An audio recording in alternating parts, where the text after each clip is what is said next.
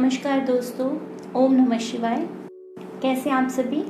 आप सभी का बहुत बहुत स्वागत है फिर से शिवोहम अकल सेंटर में। सभी का बहुत बहुत हार्दिक स्वागत। सभी को ओम नमः शिवाय। पितृदोष है या बहुत लोग इसके बारे में अवेयरनेस चाहते थे, तो उन लोगों ने सभी ने अपने लिए रेमेडीज़ पूछी थी या जनरल रेमेडी जो सभी लोग कर पाए और सभी को ही फ़ायदा हो, ताकि आप सभी लोगों की चीज़ें क्लियर हो पाएँ। जिन लोगों को नहीं भी पता वो भी अपनी चीज़ों को क्लियरिटी से कर पाएँ। कोशिश कीजिएगा कि आप इस वीडियो को शेयर करें ताकि और लोगों तक भी इस अवेयरनेस को पहुंचाने में आप एक माध्यम बने, क्योंकि बहुत लोगों को बहुत सारी चीज़ें नहीं पता होती। कई बार हम पंडित जी से कोई काम नहीं करा सकते या हम खुद चाहते हैं हम खुद करें, तो वो अवेयरनेस होनी बहुत ज़रूरी है ताकि सभी की चीज़ें अच्छी तरह से हों, अच्छे प्रकार से हों और सब लोग अपनी चीज़ों को अच्छे से कर पाएँ। मैंने बहुत लोगों की कुंडली पर जब वर्क करती हूँ, अमूमन काफ़ी कुंडलियों में पितृदोष पाया जाता है। जैसे कि आप सभी जानते हैं अभी पितृपक्ष चल रहे हैं, तो पितृपक्ष में आप अगर खुद ही अपने लिए रेमेडीज कर लेते हैं या किसी तरीके से अपने पितरों की सेवा करते हैं या उनकी ब्लेसिंग्स लेते हैं, तो आप सभी लोगों के लिए अच्छा है। पितृपक्ष एक ऐसा टाइम है जब आपके किए गए कर्म, पूजा पाठ, दान पुण्य आपके पितरों को तो अच्छा फल देता है, उनको मोक्ष दिलाता है, उनकी चीज़ों को अच्छा करता है, बट साथ ही साथ आपको भी कितनी ब्लेसिंग मिलती हैं। साथ ही साथ आपके कारोबार खुलता है, आपके वंश वृद्धि में काम करता है, आपके घर में जो लड़ाई झगड़े होते हैं वहाँ पर वर्किंग करता है। आपको किसी भी पंडित जी के पास जाने की ज़रूरत नहीं पड़ती, किसी एस्ट्रोलॉजर के पास जाने की ज़रूरत नहीं पड़ती, इवन हमारे पास भी आने की ज़रूरत नहीं पड़ती। अगर आप खुद अपनी चीज़ों की अवेयरनेस रख के आप अपनी चीज़ों को खुद ही कर लें, वो सबसे अच्छा होता है। जैसे कि मैंने आपको बोला कि पितृपक्ष बहुत ही अच्छा पीरियड है, टाइम है। मैं दूसरों की बात नहीं कह सकती, बट मैं खुद इसको एक त्योहार की तरह मनाना पसंद करती हूँ और मैं मनाती भी हूँ इसको बहुत अच्छे तरीके से। जैसे कि अभी हमारे घर 11 दिन गणेश जी आए थे, तो हमने कितने उत्साह के साथ उनको रखा, सेवा की, विसर्जन किया। बहुत सारी चीज़ें हम गणेश जी के लिए करते हैं। वह माता रानी आती है करते हैं, तो वैसे ही जब पितृपक्ष होता है तो वो चीज़ भी आपके लिए बहुत महत्वपूर्ण होती है। इस टाइम किया गया दान पुण्य कर्म जितनी भी चीज़ें हैं आपके लिए खुद के लिए ही बेनिफिट लेके आते। तो इस टाइम आप ऐसा क्या क्या कर सकते हैं जिससे आपकी चीज़ें और इसमें सबसे बड़ी चीज़ है कि आप गाय की सेवा करना शुरू करें। अगर आप गाय की सेवा करते हैं तो वो आपके लिए बहुत अच्छा है। बहुत लोगों को कहा जाता है कि गाय का दान करें, गाय का दान भी इसमें बहुत महत्व रखता है, बट बहुत लोग गाय का दान नहीं कर सकते, तो एटलीस्ट आप गाय की सेवा कर सकते हैं। गाय को रोज रोटी खिला सकते हैं। गाय की जो रोटी होती है, पहली घर की रोटी गाय को हमेशा खिलानी चाहिए, बट अदरवाइज अगर आप पूरा साल नहीं भी कर पा रहे हैं तो ये 15 दिन गाय को रोज रोटी खिलाइए। उनको रोटी में गुड़, चीनी, शक्कर, जो भी आप बुरा, बहुत लोग अलग अलग तरीके से रखते हैं, मीठा कुछ भी रख के गाय को रोज रोटी खिलाएं, उसको प्यार करें। हो सके तो गाय की सेवा करें, उसको पानी पिलाएं, गाय के आसपास की सफाई करें, गाय को हरा चारा खिलाएं। अगर चारा आपके आसपास नहीं मिलता, पालक लेके खिला सकते हैं, कोई हरी सब्जी लेके खिला सकते हैं, फ्रूट्स खिला सकते हैं। उससे भी आपको बहुत बहुत बेनिफिट मिलता है। गाय के अंदर हर प्रकार के देवी देवता का वास होता है। सबसे पहली चीज़ है, अगर आप ये ही काम कर लेते हैं तो इससे भी बहुत बेनिफिट्स होता है। अभी कोरोना टाइम चल रहा है तो बहुत लोग किसी के हाथ से कुछ लेना पसंद नहीं करते, तो आप कुछ पैकिंग का सामान लेके दे सकते हैं। आटा दे सकते हैं, दाल चावल दे सकते हैं, किसी को राशन का सामान लेके दे सकते हैं, किसी ज़रूरतमंद की हेल्प कर सकते हैं, वो भी आप लोगों के लिए अच्छा रहेगा। साथ ही साथ आप लोग अपने धर्म का पालन कीजिए। धर्म का पालन का मतलब ये नहीं होता कि आप मंदिर में ही सेवा करते रहें या उसको ही हम धर्म मानते हैं। धर्म का पालन वो है कि आप अपने पेरेंट्स को कितना रिस्पेक्ट देते हैं, अपने गुरुजनों को कितना रिस्पेक्ट देते हैं, अपने बच्चों को कितना रिस्पेक्ट देते हैं और बच्चे अपने मदर फादर या अपने पूर्वजों को कितना रिस्पेक्ट देते हैं। धर्म इन द सेंस, धर्म वो नहीं है कि ये हिंदू है ये मुस्लिम है, ये धर्म नहीं होता। धर्म वो होता है जिसमें कि सबका भला हो। अगर किसी को ज़रूरत है, नीड है, कोई ज़रूरतमंद है, उसकी हेल्प करें। और हेल्प का मतलब ये भी नहीं होता कि हर वक्त आप किसी को पैसे देके उसकी हेल्प कर सकते हैं। नो, आप किसी से बात करके उसकी हेल्प कर सकते हैं, किसी की पीड़ा को समझ के वहाँ पर उसको क्लियरिटी देकर उसकी हेल्प कर सकते हैं, किसी को पानी पिला के हेल्प कर सकते हैं, किसी को सड़क पार करा के हेल्प कर सकते हैं। अदरवाइज आप किसी का मन परेशान है, उसकी बात को सुनिए। अगर आप उसको आंसर नहीं दे सकते तो एटलीस्ट उसकी बात सुनिए, ठीक है।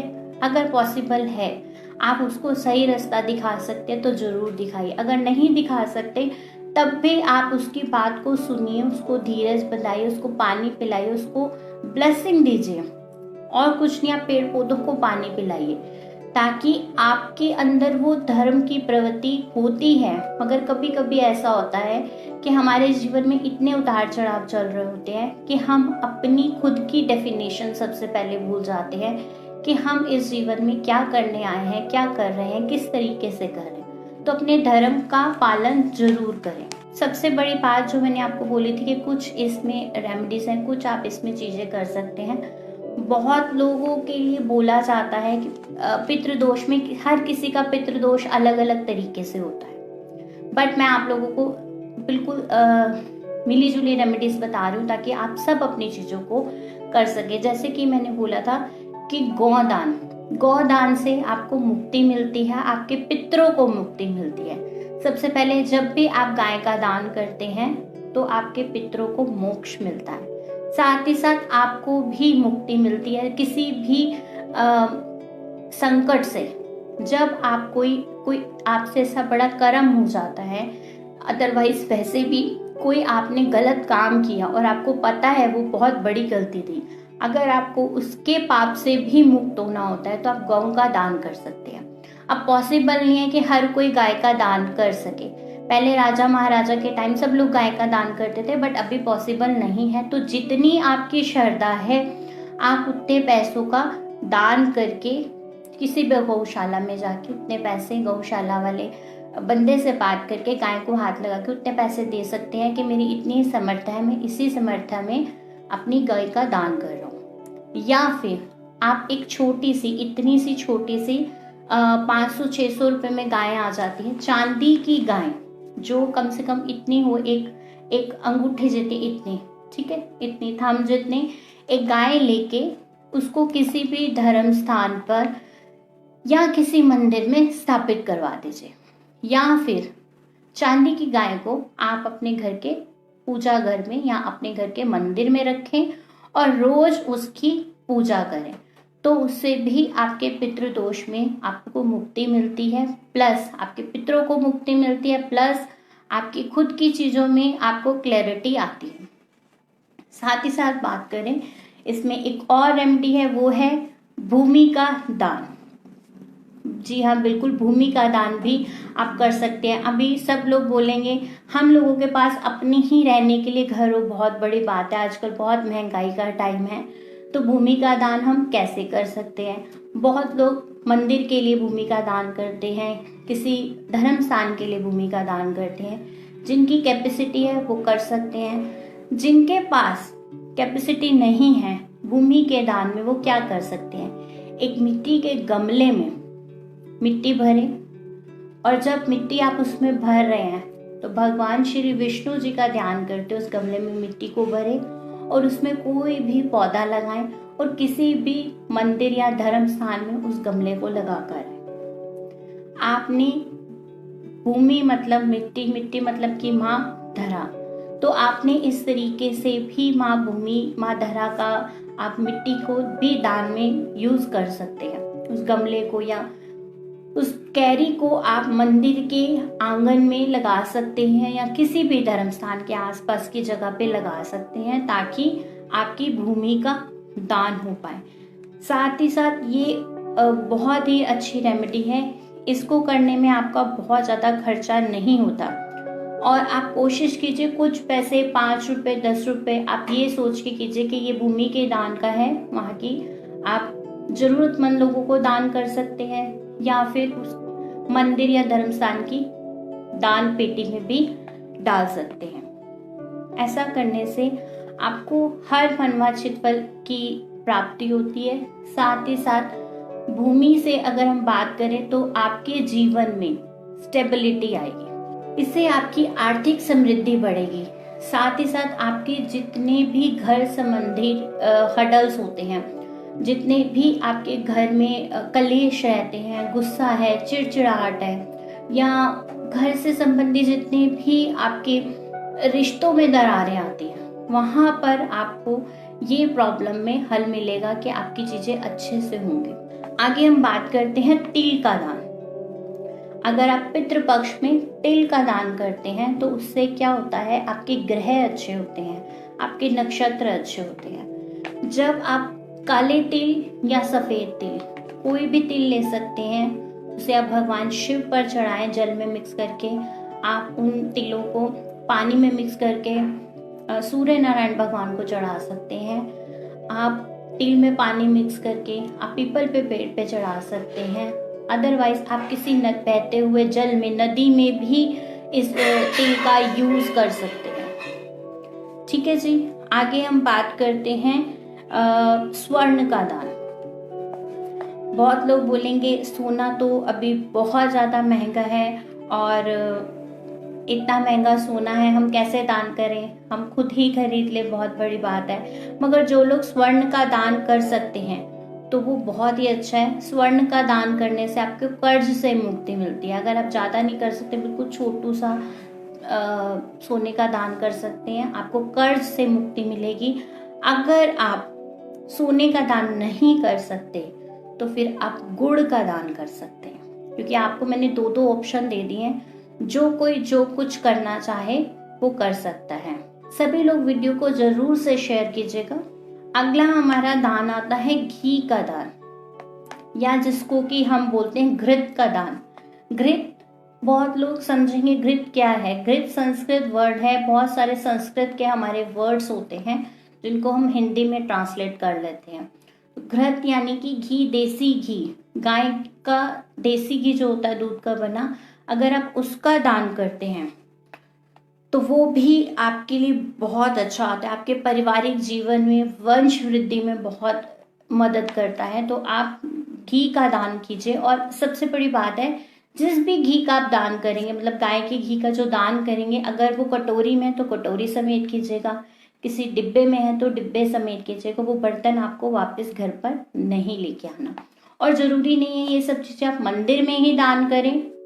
सबसे पहले कोशिश कीजिएगा आपके आसपास कोई बुजुर्ग है उसकी हेल्प कर दीजिए।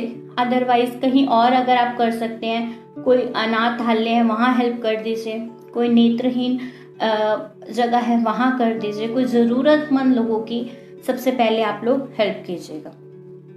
इसके बाद आता है आपका वस्त्र दान। वस्त्र दान और उपवस्त्र दोनों को आप कर सकते हैं, मगर वस्त्र नए होने चाहिए।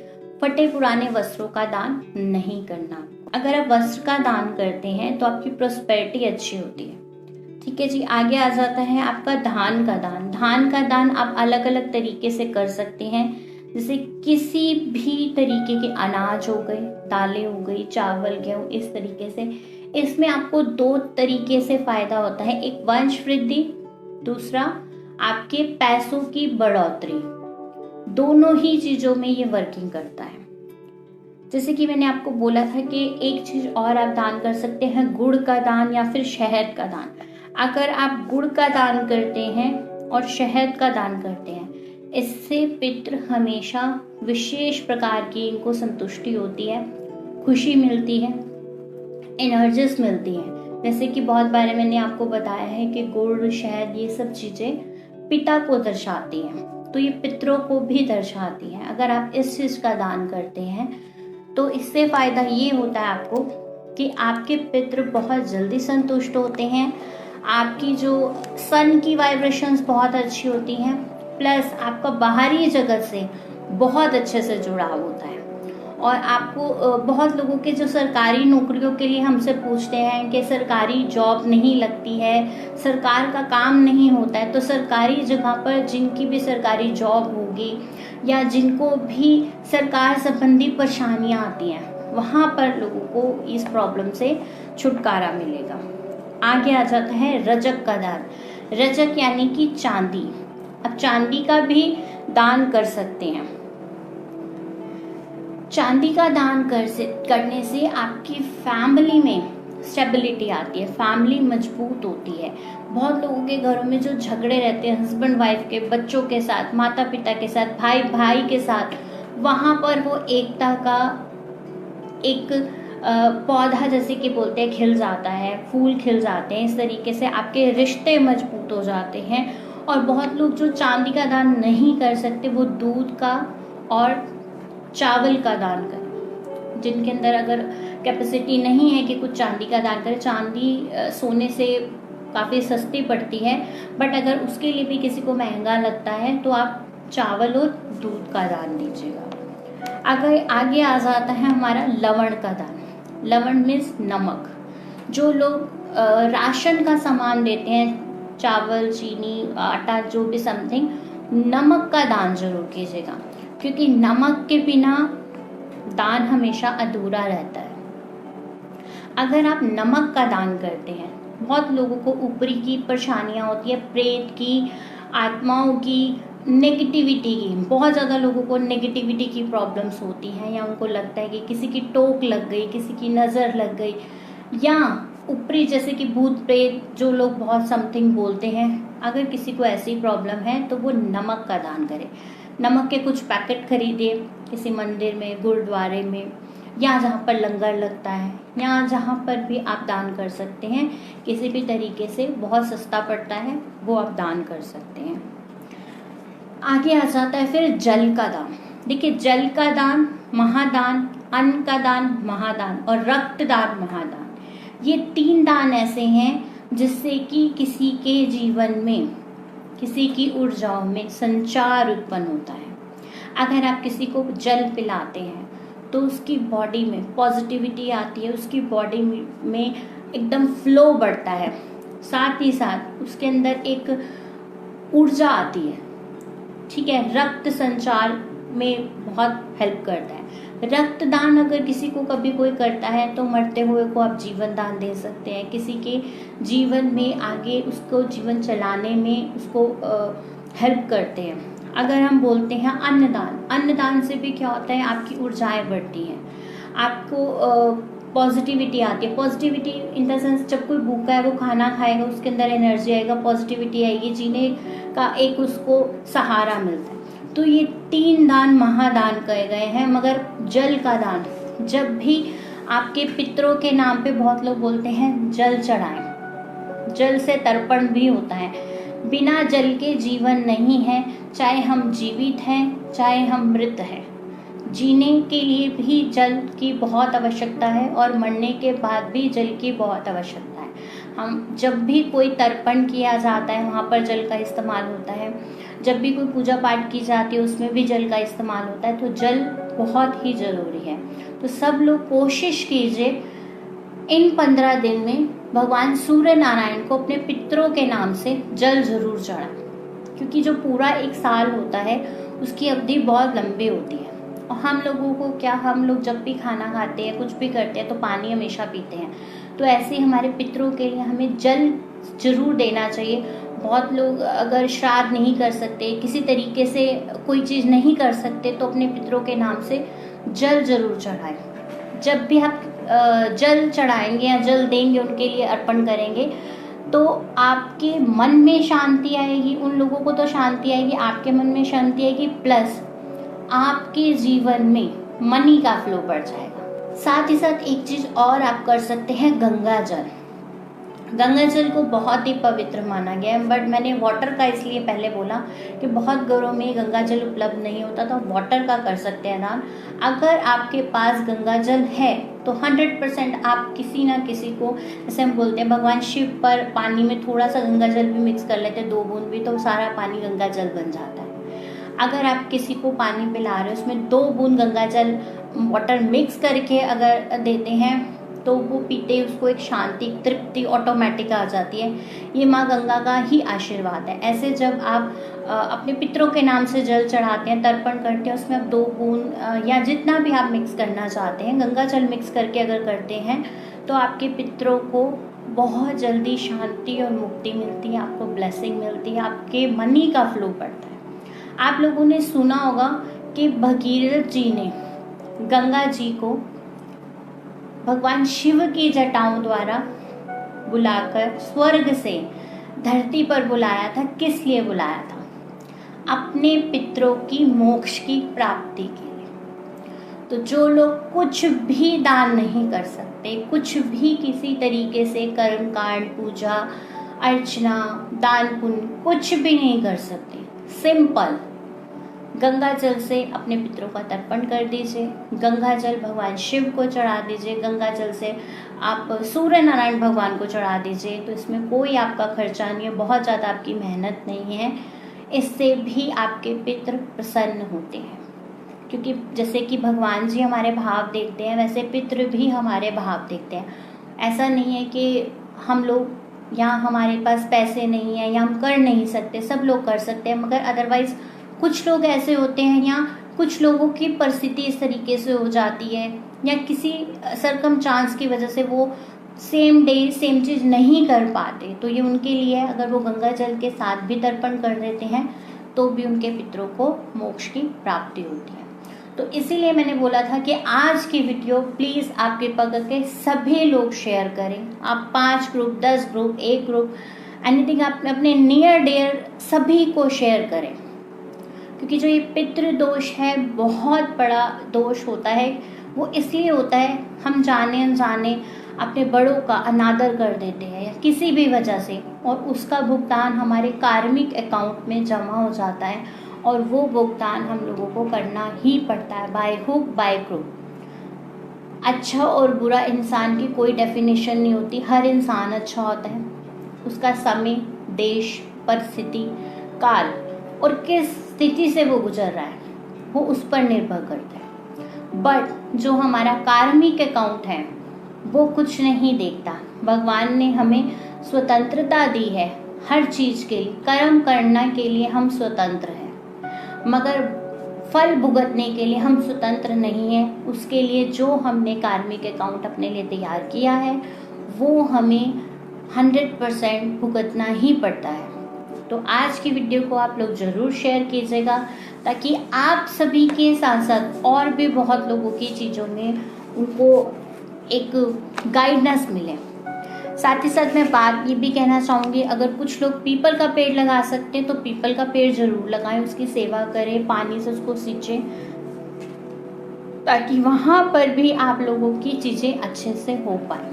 अगर आप लोगों को वीडियो पसंद आती है तो प्लीज़ कमेंट सेक्शन बॉक्स में ज़रूर डाला कीजिए कि आप लोगों को सजेशन दे सकते हैं कि आपको जानकारी और किस टॉपिक पे चाहिए, क्योंकि कुछ लोगों के मेरे पास मैसेजेस आए थे कि मोहिनी जी हम लोगों को इन चीज़ों की जानकारी नहीं है, तो प्लीज़ आप इस चीज़ को शेयर कीजिए। मेरे लिए पॉसिबल नहीं होता कि हर एक के लिए इंडिविजुअल मैं उनको लिख के भेजूँ या बोल के भेजूँ, तो मैं ये चाहती हूँ कि सबकी चीज़ें अच्छे से हों।